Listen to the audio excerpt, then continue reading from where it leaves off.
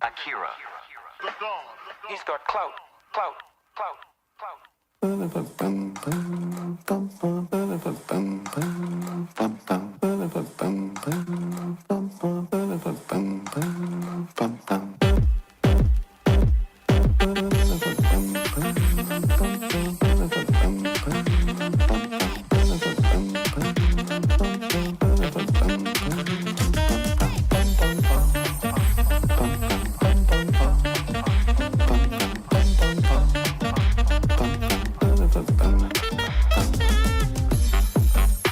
Here we are.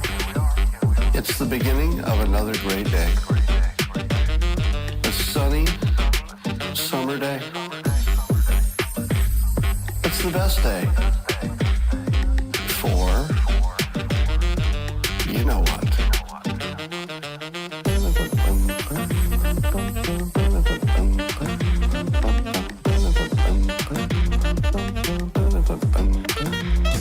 I'm going to read you a quote from Norm Macdonald. And he says this: the idiot sees the world as good versus evil. The cynic sees the world as evil versus evil. The truth that no one seems to be able to see is that the world is, and always has been, a battle of good versus good.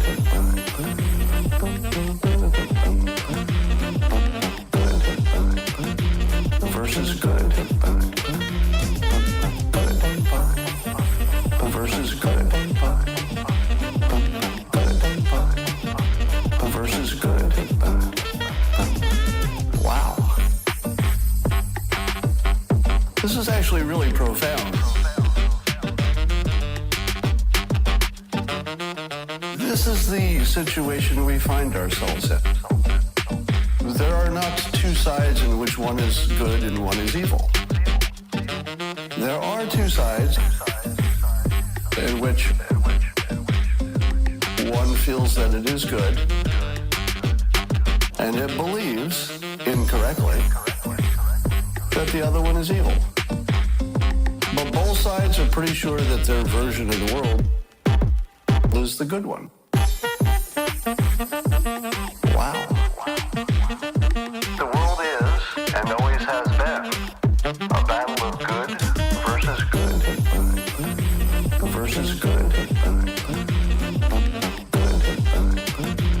Versus good. Versus good.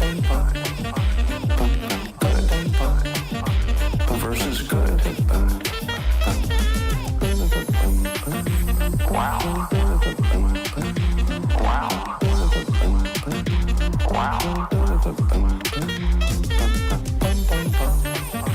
Wow. Wow. Wow.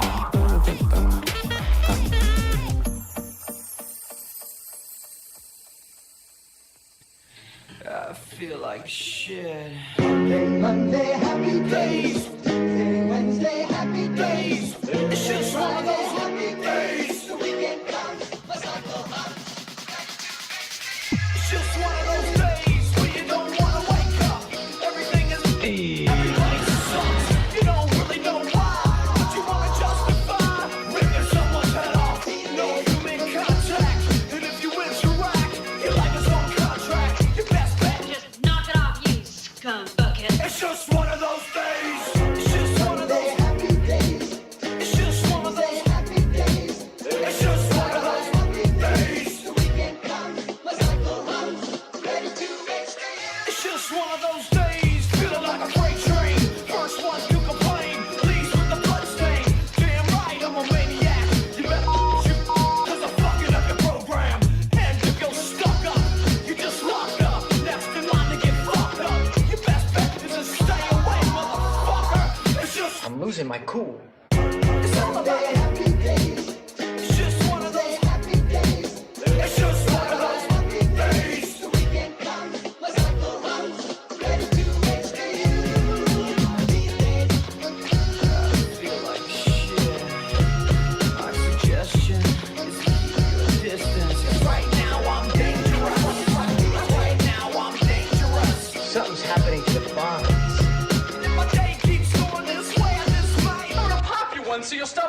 games. Give me something great. Give me something great. I hope you know I'm like a chainsaw. A chainsaw. A motherfucking chainsaw. What? So come and get it.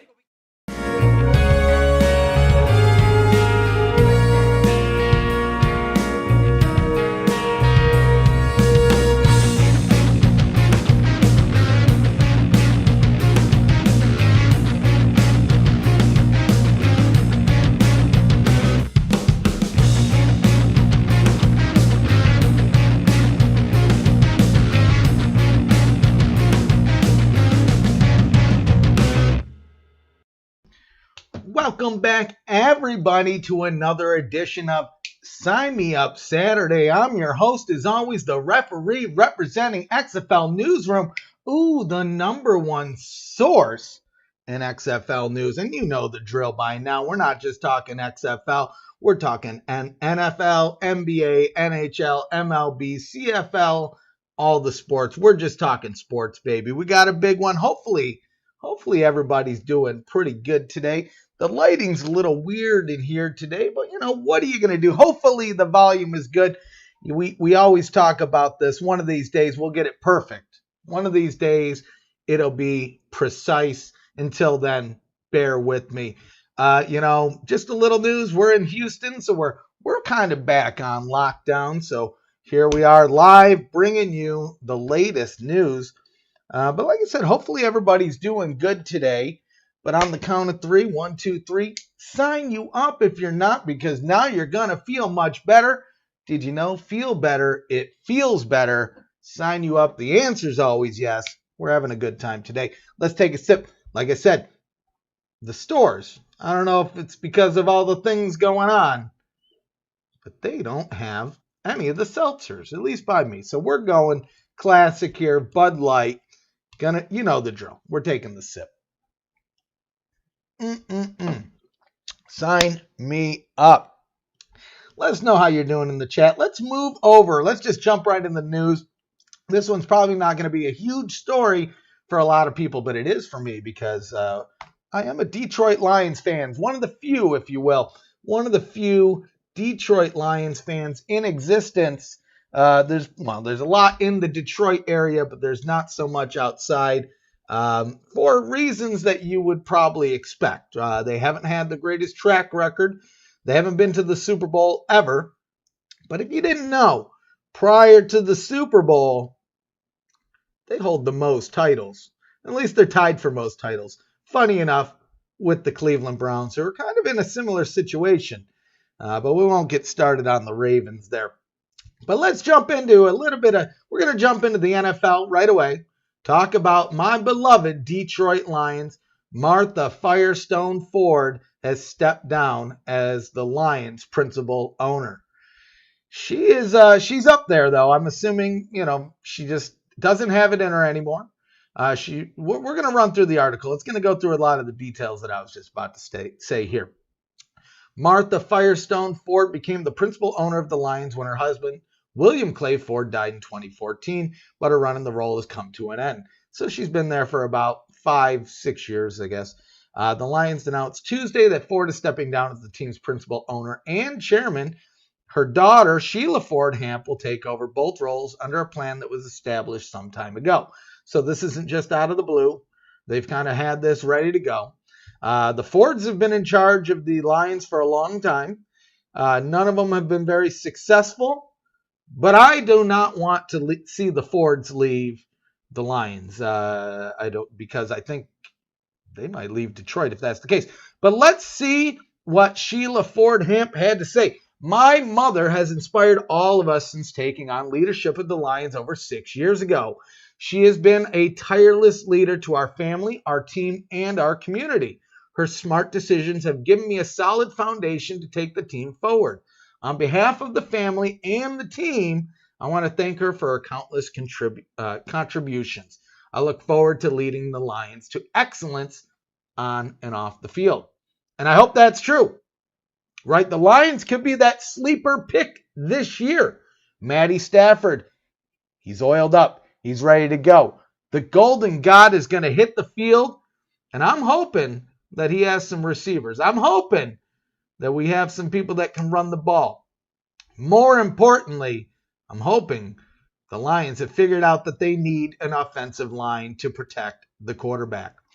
But let's take a look here. So Hamp served as one of the team's vice chairmen since her mother took over as the owner. She also serves on the NFL Super Bowl and Major Events Committee. So she has a little bit of experience there. So that is a pretty short article, but it's sad to see. It doesn't say how old she is. I want to say Martha Firestone Ford is 96, 97. Let's take a look. And if you don't know, so the Firestone is the tire brand. If you didn't know that Ford and Firestone married into together. Oh, she's 94, so I shot over a little bit. Either way, you know, what a damn accomplishment for someone to run an NFL team in their 90s. She took over, I would assume, around when she was about 88, 89. So sign her up. Sign her up on Sign Me Up Saturday. Hopefully this year, under Sheila, whoever it may be, the roar can finally be restored. We need that Lions doing something. Detroit, it's looking pretty bleak in that sports market. The Tigers, Red Wings, nope. They didn't even get the number 1 pick. They got the number 4 pick. Tanked for essentially nothing. The Pistons, they're not going to do anything. They're not doing anything anytime soon, at least, because they're not coming back in this new season that we're going to talk about a little bit later. But I just wanted to talk about that because, like I said, the Lions, a little bit near and dear to my heart. Let's jump into MLB. So last week, honestly, when we recorded last week, I thought we were pretty close. It was pretty sure that the league wasn't going to happen, or the season wasn't going to happen. It seemed like there was delay after delay after delay. But I did say, you know, it does leave it open. If they can make an announcement early in the week, maybe that door is still open just a little bit. It wasn't necessarily early in the week. I believe it was midweek on Wednesday. But they've come to a deal. The MLB announces their 2020 regular season. So let's take a look at the details. Major League Baseball has officially announced a plan to return to play that features players reporting for training by July 1st. So we're talking like in a couple days here, leading up to a proposed 60-game regular season. So they did crunch that down to 60 games. Anticipated to begin on July 23rd or 24th. So they were originally targeting the 4th and the 17th, getting it pushed out a little bit later. But if folks are going to go to training starting in a couple days here, seems like we're on track. So let's take a look. Major League Baseball is thrilled to announce that the 2020 season is on the horizon. We have provided the Players Association with a schedule to play 60 games and are excited to provide our great fans with baseball again soon. Okay, so the decision was reached Monday by unanimous vote of all of the 30 MLB clubs under the terms of the March 26 agreement struck by the league and the Players Association that came after the spring training camps were shut down because of everything that is going on. The league asked the Players Association to confirm that players could report to training camps by July 1st, which the union agreed to on Tuesday. So by Tuesday, we kind of had this a little bit wrapped up. MLB is working with a variety of public health experts, specialists, and technology providers on a comprehensive approach that aims to facilitate a safe return. So, players will undergo testing upon arrival, then begin workouts if they're negative. Players, coaches, and support staff will be tested every other day during training camps, the regular season, and the postseason. So every other day, they're getting a test. So it doesn't seem like they have a shortage of tests. Anybody that does test positive will be sent away in their own box. 2 negative tests are reportedly required for a return. So if you get it, you need 2 negatives to come back. Players will also receive temperature system checks at least twice per day, and antibody testing will be conducted approximately once per month. MLB has submitted a 60-game regular season schedule for review by the Players Association. In order to mitigate travel, the schedule would include 10 games for each team against its 4 divisional opponents, along with 20 games against the opposite league's corresponding geographical division. For example, the AL East will play the NL East, and so on. So, exciting stuff. We may get some baseball. Let's play ball. I want some peanuts and Cracker Jack. And if I don't go home, whatever. Let's take a look. For the vast majority of teams, Spring Training 2.0 will be held in the club's major league parks, as recent spikes of everything that's going on in both Florida and Arizona caused all 30 spring facilities to be shut down for deep cleanings. We talked about that last week. At least as of last week, they were shut down for 30 days. So it looks like they're going to be training at their home stadiums. Let's see. Players and catchers will report first, followed by position players. Teams will be allowed to invite 60 players to big league camp, with only those players eligible to play during the season. Each team's 60-man list must be submitted by Sunday afternoon, so tomorrow. So the teams had short notice, but tomorrow, hopefully, they had those things in order. Teams will have the ability to send up to 20 players who are not on the 40-man roster to an alternate site. The designated hitter rule will be used in both leagues in 2020, which is smart, right? Especially with this condensed season, you need to conserve the pitchers, right? So, several other rules will be instituted during this shortened season. Teams will open the season with a 30-man active roster. It will be reduced down to 28 players after 2 weeks, then 26 players after 4 weeks. Trade deadline, August 31st. To be eligible for the postseason, a player must be added to the Major League roster by September 15th. Teams will be permitted to carry up to 3 taxi squad players on the road during the season, though if a team carries 3 such players, 1 must be a catcher. Okay. During extra inning games in the regular season, each half inning will begin with a runner on second base, the batter who made the final out in the previous inning, or a pitch runner for the batter, which would be the runner. I don't like that rule, but I get it. You got to conserve your players. You kind of want to end these games. You don't want a lot of extra innings in a condensed season. I get it. Let's see. There will be a 10-day injured list for both pitchers and hitters, though a 60-day IL will be reduced to a 45-day. There will be separate for players who test positive or have symptoms. There's no maximum or minimum days for that list. MLB's transaction freeze, which has been in place since the season was suspended, will end on Friday, noon. So this last Friday. So in addition to testing, some other health precautions are as follows. Team and personnel and players not likely to participate in the game. For example, the next day's starting pitcher will be sitting in the stands or another area designated by the club, at least 6 feet apart. So just in case anybody does have it on the team, you're avoiding that, hopefully. Non-playing personnel will wear masks in the dugout and bullpen at all time, and no spitting or chewing tobacco. Gum is permitted, which I thought they couldn't have chewing tobacco anyway, but maybe not. And this is a bummer. This is a bummer. No celebratory contact, no high fives, no fist bumps, no hugs, no fun. I get it, but come on, guys. Come on. I don't think that's going to happen in the NBA. We'll see. Players will be paid a prorated portion of their 2020 salary based on games played, which will equal approximately 37% for the full season. So that is a big cut. We talked about the ongoing war between like the owners and the league and the players, and they wanted more money. But when you look at that, 37%, that's a rough one.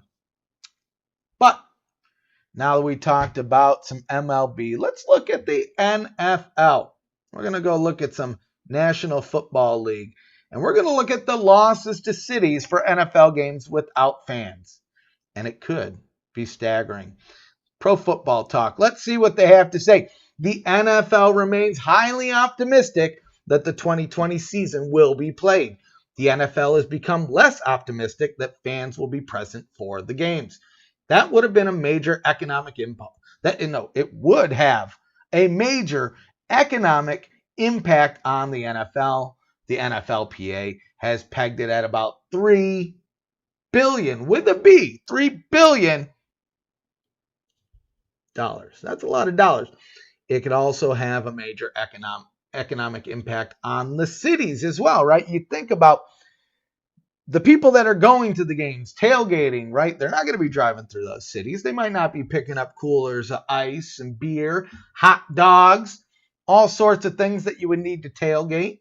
Not to mention the folks that travel out of state. I know we have a traveling Texans group here in Houston that makes it a habit. Some people will go to all the Texans games that season. Well, they're not going to do it if there's no fans available, clearly, right?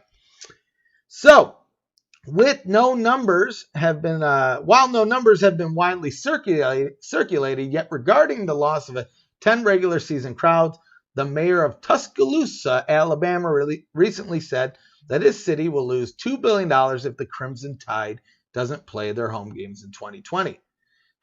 That's rough. So yes, it would be economically catastrophic for Tuscaloosa if there's no football season. Even a mitigated football season with restricted attendance and a number of ball games would have dire economic consequences. And that's true, right? I think back of the games when I used to go see Michigan, U of M Wolverines at the Big House in Ann Arbor. You don't think about it, but it's kind of a small city, right? And there's a lot of people that are going to those games. A lot of people spending money in that area that just aren't going to be there. So the school itself would lose $25.1 million per game, a total of $175.7 million for 7 home games that would be lost or played with fewer or no fans in 2020. The broader loss for Tuscaloosa dwarfs that number beyond the fact that these ridiculously large numbers further make the case for college football players getting something more than tuition, books, room, board, and snacks. I agree. But it also suggests that 256 regular season NFL games played without fans would result in staggering losses for the 30 cities that host NFL teams. I agree. So I think we're going to see some fans, and maybe it comes down to the state. I know Michigan, the governor in Michigan recently said it wasn't going to happen, but I know that there was officials within the Detroit Lions working with the governor to see what they could do. One thing that I have seen tossed up, but I don't see what the difference would make unless they have very strict guidelines. But one of the things that I've heard about was possibly airing the games outside of the stadium and letting fans tailgate in the parking lot during the games, because at minimum the people are still traveling to those cities, so it still might benefit those areas. But again, not everybody tailgates. Even the folks that tailgate might not do that. They might just stay home. And there's still going to be a huge loss of revenue. Like they're going to make money on tailgate parking tickets, right? Tickets to be in the tailgate lot. But they're not going to have game tickets and things like that. I don't know. We'll see. This is all kind of evolving. We'll see how it goes. Hey, Doomnotron. Missing the XFL. I'm with you too, man. It's we're going to get some XFL news here shortly. We have one story about the NBA, then we're jumping into the XFL. So, we talked about Major League Baseball, kind of a surprise that we found out it's finally coming back. We're going to talk about the NBA. They've released their schedule. They have some more details. Let's take a look. So even as the NBA's version of a new normal came into greater focus Friday, Commissioner Adam Silver acknowledged that the comprehensive plan to restart the 2019-20 season on a single-site campus near Orlando remains very much a work in progress. And we knew that. And probably will remain so right through the finals championship trophy presentation sometime in October. You got to imagine, these are a lot of games, a lot of condensation here. We can't outrun the stuff that's going on, Silver said in a media conference call featuring other league executives as well as the Players Association leader Michael Roberts, Chris Paul, and Andre Iguodala. This is where we're going to be living with. This is what we're going to be living with for the foreseeable future, Silver said. This is a closed network. Well, it's not in, it's protected, but it can be pierced. This is what we're going to be. All remaining games will be played in a bubble concept at the Walt Disney World Resort in Florida. So the ESPN Wide World of Sports complex, to be more specific, with players, coaches, and staff working under strict health and safety protocols to minimize the risk from everything that's going on. The NBA shut down its season on March 11th as the thing that's going on began to spread across the nation. The league, the Players Association, public health specialists, and government officials worked on the program to resume. So that's good, right? It wasn't just one person making the decision. They kind of had a good collective, a task force, if you will, to kind of make sure that everything they were doing was right, smart, good for the players and the fans, right? I'm just excited to see some baseball coming back.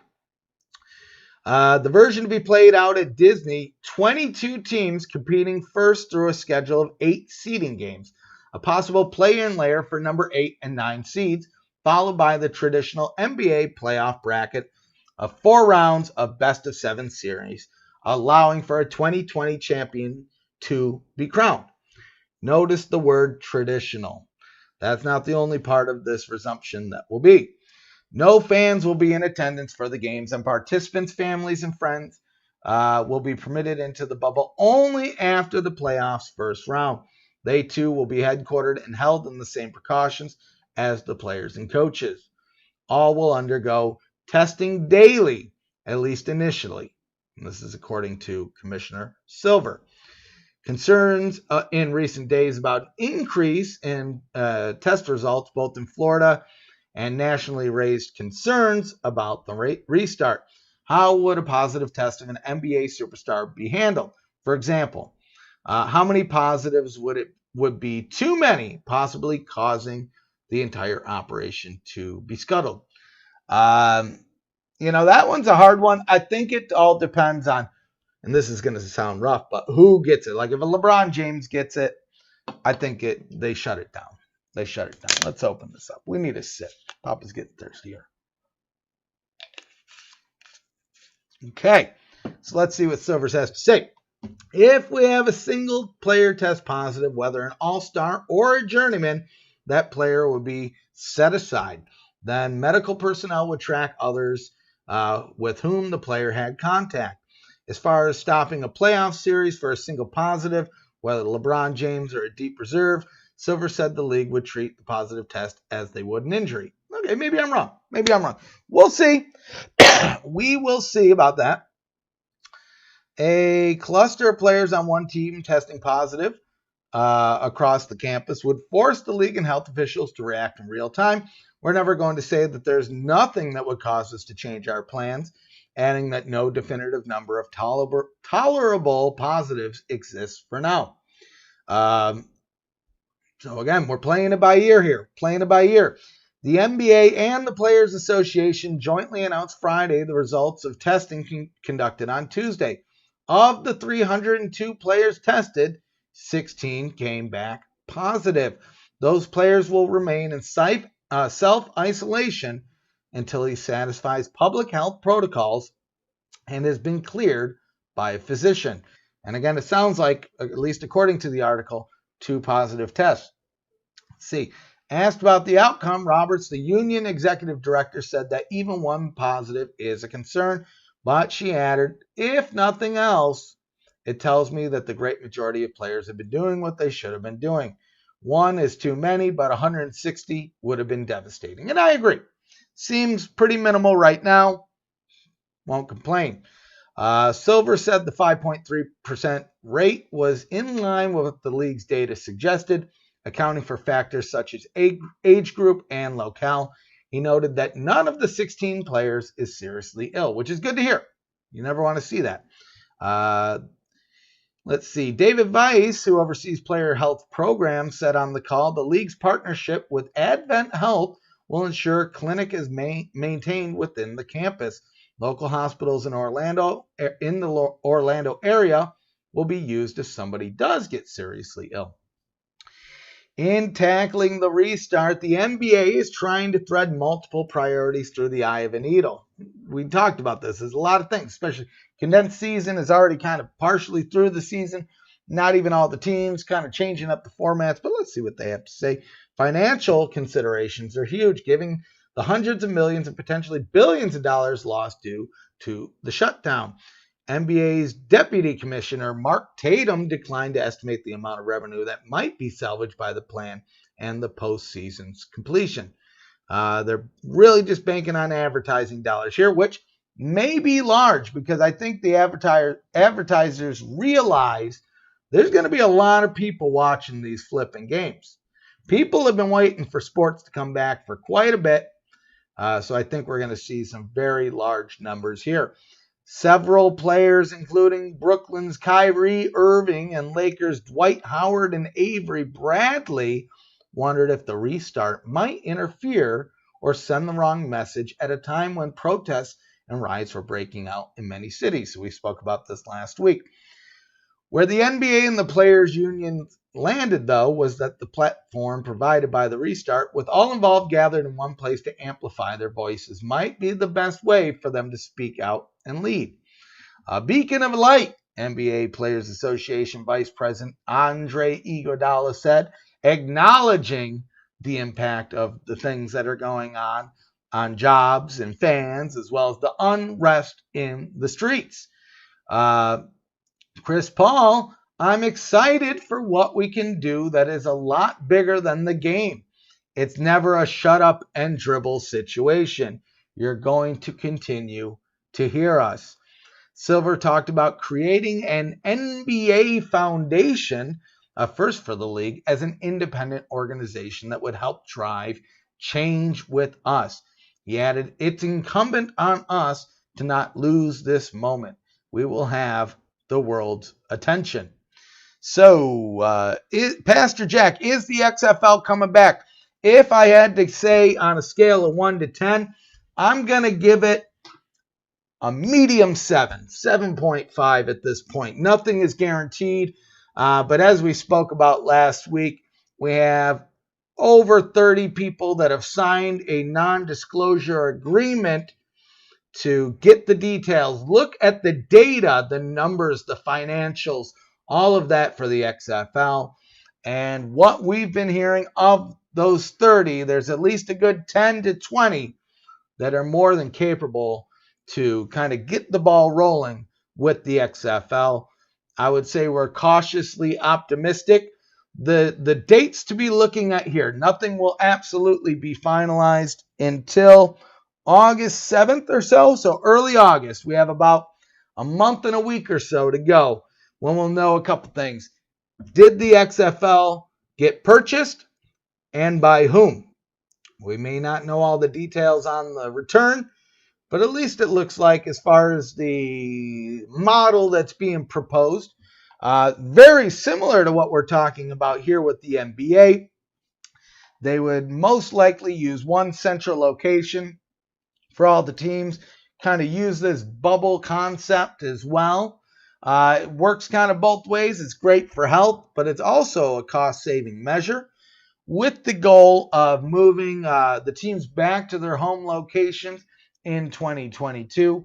There's no guarantee that all the teams will land in the same places, but there's really no information that says otherwise. There's some speculation. There's some things we heard prior to the league shutting down, but it's really going to be a whole new ball game with a new owner. So early August, we should have some details there. So just like I said, about a month away. And probably when that happens, we'll probably kick up this week in the XFL. So probably start doing 2 shows a week, a Friday, Saturday show, maybe a Monday, Saturday. I don't know. We'll figure out the dates. We're having fun here. But let's take a look here. So let's look at some of the details. So we have 88 games, 22 teams, 34 days until the resumption of the season. NBA's comeback teams. So based on a competitive format approved by the NBA Board of Governors and the Players Association, 22 teams will return to play during the 2019-20 season. The 22 teams consist of the 16 teams, 8 per conference, in current playoff positions, and the 6 teams that are currently 6 games or fewer behind the 8th seed in their respective conferences. So, from the Eastern Conference, we have the Celtics, the Nets, the Pacers, the Heat, the Bucks, the Magic, the 76ers, Raptors, and Wizards. On the Western Conference, we have the Mavericks, the Nuggets, the Rockets, Houston, baby, Clippers, Lakers, Grizzlies, Pelicans, which horrible name, but we're not going to talk about that now. Thunder, surprisingly, the Suns, Trailblazers, Kings, Spurs, and Jazz. I'm excited. So let's take a look at the timeline. July 7th through 9th. So about a week away here. Teams travel to Orlando, 9th through 29th. Team training camps and scrimmages. And the 30th season resumes with seeding games.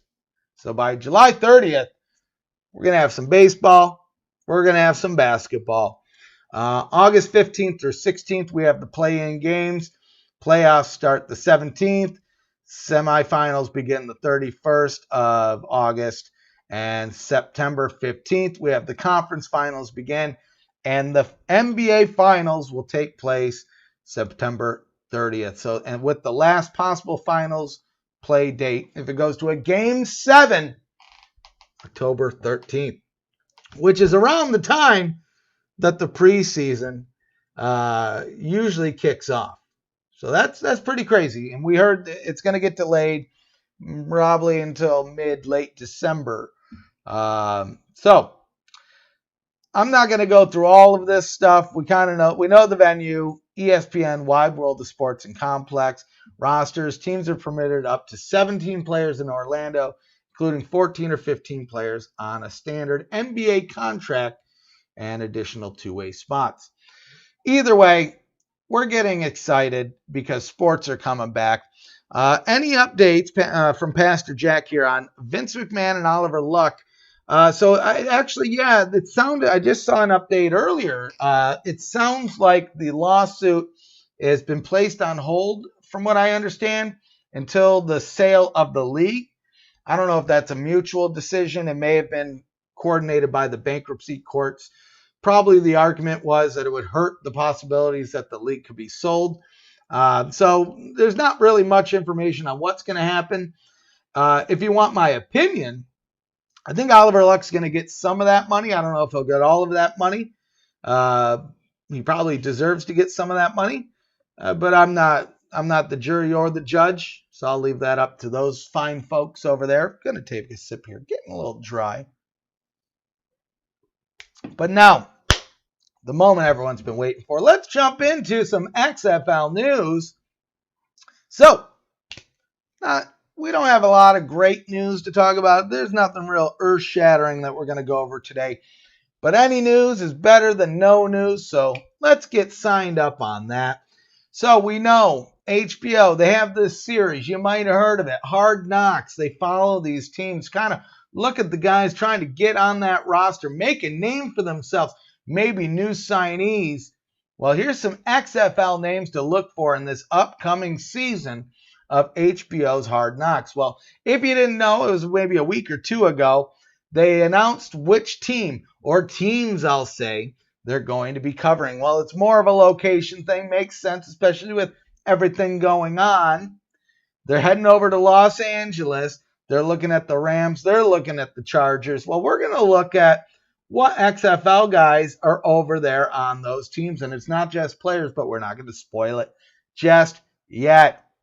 So, Looking at the Chargers, man, huge tight end for the league, for the Renegades, Donald Parham. Parham led the XFL tight ends in yards and receptions, totaling 24 receptions for 307 yards and 4 touchdowns for the Dallas Renegades. Again, this is only 5 games. This is 5 games. This is half a season. He was the only tight end in the league to have a 100-yard receiving game. That's crazy. Prior to joining the XFL, he spent time with the Detroit Lions, Restore the Roar, and the Washington Redskins during that 2012 season. So he's on the Chargers. This is no guarantee that we're going to see him be focused on the show, but we might, because those are some pretty slick numbers. So we also have Storm Norton. He was with the Wildcats before his time there. He was a standout with the University of Toledo. Midwest is the best. He went on to move between a few NFL teams without ever seeing action on the field. But now, due to his success in the XFL, he has secured himself a spot with the Los Angeles Chargers and possibly a role in Hard Knocks. Now let's look at the Rams. We got a couple exciting ones here. Austin McGinnis, well, he was the top kicker in the XFL, making all 10 of his field goal attempts and leading the league in touchbacks with 4 for the Dallas Renegades. Before the XFL, he also played for the Memphis Express of the AAF and was primary kicker at Kentucky from 2015 to 27. I hope we see some of that kicker action. Kickers are some of my favorite players in football. They're just fun. They're different. They're having a good time. And like we mentioned, it's not just players here, folks. We got Pep Hamilton. He's now the quarterback's coach for the Los Angeles Rams. As you know, most recently, he was the head coach and general manager of the DC Defenders. They ended that shortened season on top of the Eastern Conference with a record of 3-2, although they were tied with the Battlehawks. So it was going to be a battle either way going into those playoffs. Prior to the XFL, he previously served on coaching staffs for the New York Jets, Chicago Bears, Indianapolis Colts, and the Cleveland Browns. So, August 11th, 10 p.m. Eastern, that's when the 15th season of Hard Knocks begins. You know I'm going to be tuned in. You know I'm going to be watching. I'm going to be looking for these guys. We'll keep you updated as the season goes on if there is any of these folks featured during the season.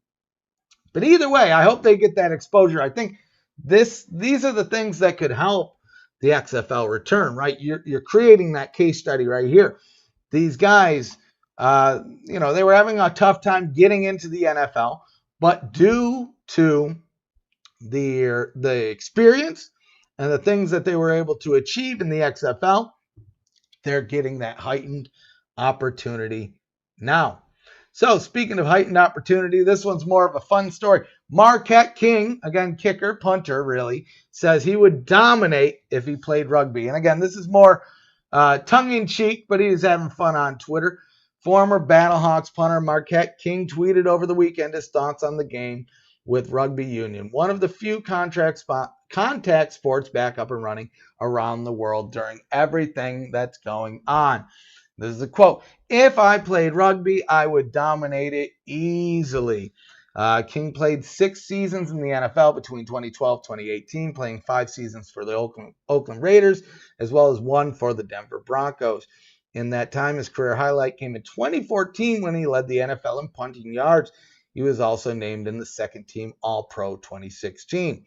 King also earned the punting yards leader title this year in the XFL with the Battlehawks, but is a free agent once again since, the XFL has claimed bankruptcy.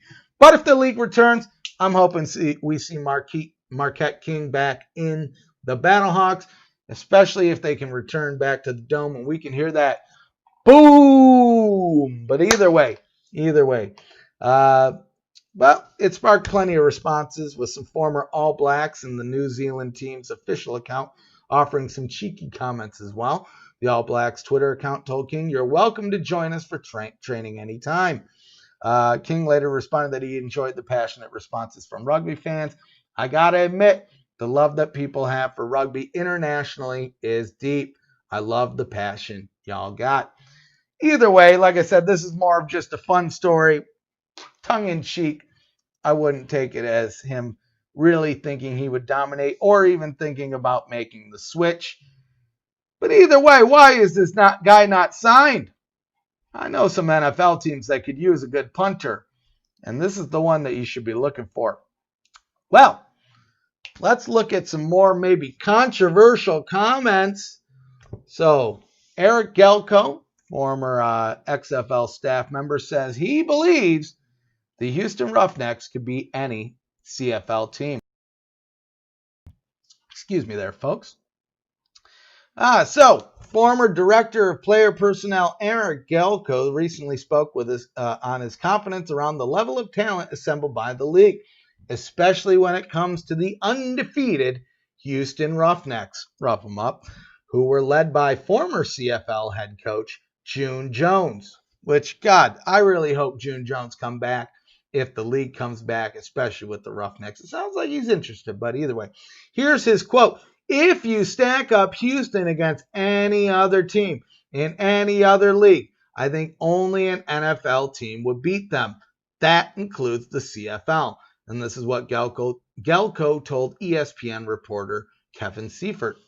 Jones quickly taught his high-scoring offense, 31.6 points per game, to quarterback P.J. Walker, and it led to Houston winning all five of their games before the league was forced to suspend halfway through the season. We could have seen a 10 out of 10, 10-0. We don't know. Walker led the XFL throwing for 1,338 yards with 15 touchdowns against 4 interceptions while completing 65% of his passes. And, it really is hard to say one way or the other, but I think it's fair the Roughnecks would be a tough competitor. If the league does return in 2021, the Roughnecks, they're going to be out there. Star P.J. Walker, he's over there with the Carolina Panthers, but they still do have Connor Cook. If those contracts are still in place, which I'm not sure if they are, they might have to rebuild from scratch. But if they do secure Connor Cook, he is formidable in his own right. A little bit different of a playing style, but I don't know if it would hurt us too much. I saw it there firsthand when I was at the training camps in Houston.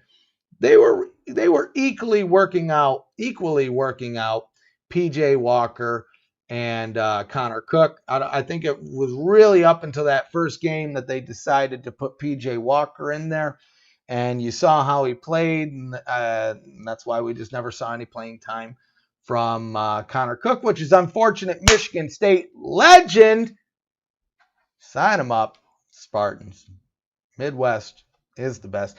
So let's take a look at our last story today. Vince McMahon reportedly spent $200 million to reboot the XFL.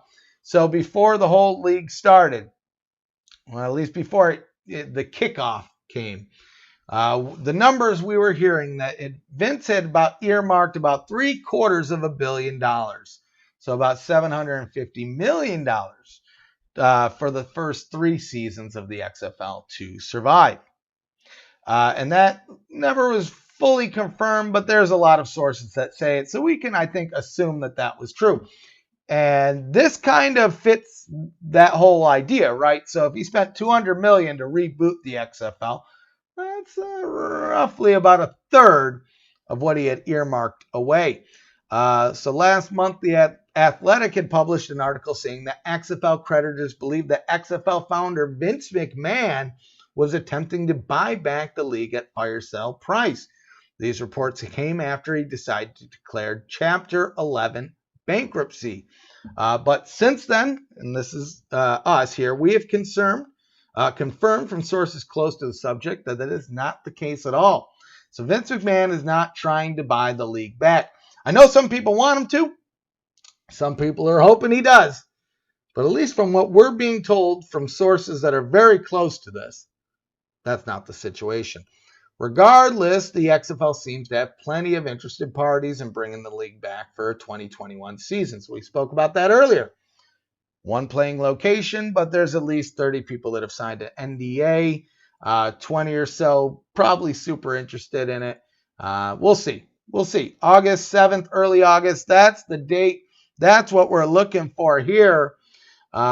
Dave Meltzer, jumping into the professional wrestling world here, reported in his latest edition of the Wrestling Observer newsletter that with all costs involved in rebooting the XFL, Vince McMahon actually spent around $200 million.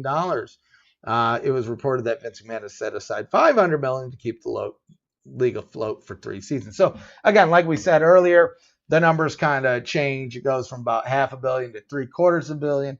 But either way, you kind of get the idea here.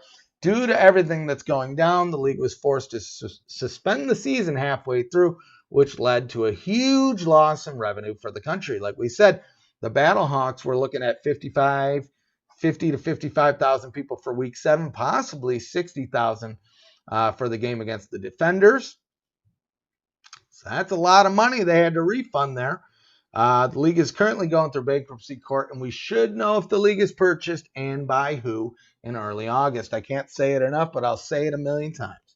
I'm ready, and I'm sure y'all are as well. From recent reports, it seems that the number of interested parties in bringing the XFL back in 2021 are more than capable to get the ball running. Spoke about that earlier. Everybody is secretly hoping the new owners have very deep pockets, myself as well. And yeah, of course, we'll keep you posted as more information comes out, but I say all eyes early August. That's when we're going to really know what's going on. So that's really about it for this week. Pretty good news. Sports are coming back. Premier League's back. Major League Soccer's coming back. NBA, NHL.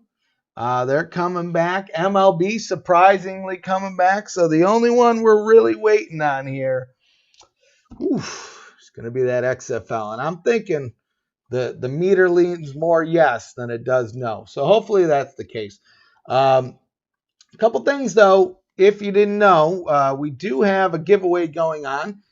We did some unboxing of the XFL trading cards. We have some duplicate stacks here. If you want to be entered into the giveaway, all you got to do, you just got to like, comment, subscribe on this video or any of the videos. If you're already subscribed, you like and comment. Every like and comment will act as an extra entry into the giveaway. And the idea is we're going to announce the winner next week, 4th of July, just in case something comes up. And we cancel next week's stream because we might have to do some grilling. We'll announce the winner on the 11th.